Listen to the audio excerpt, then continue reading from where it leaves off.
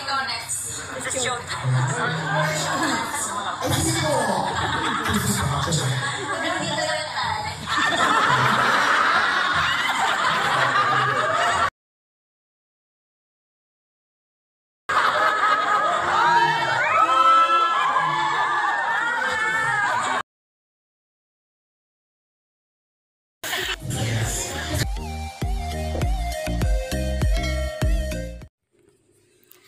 Bintang-binta talaga pagka si Kim yung magbibitaw ng kanyang joke.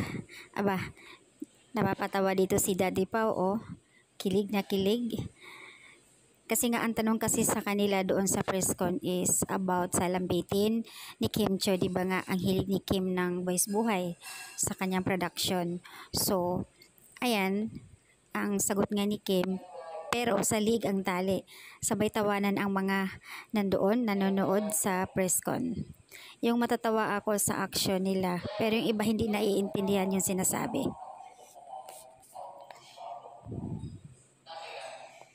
The one and only Kim Chiu talaga pagdating sa joke. Yung katahimikan ni Pao na biglang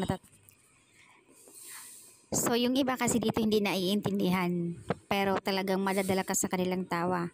Ang tanong nga kasi dito is, marami ang mga nagtatanong, yung tanong about sa lambitin. Kasi nga si Kim mahilig sa production Boys Buhay. So, ayan.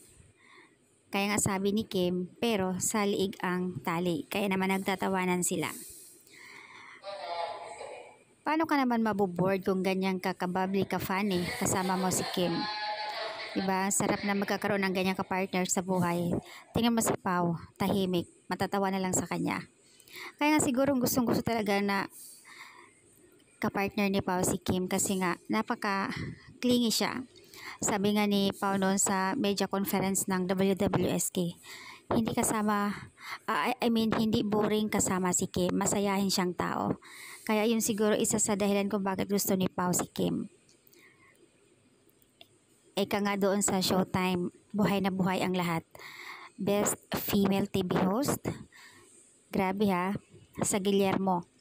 Kasi nga 'di ba ang galing niya magdala ng jokes.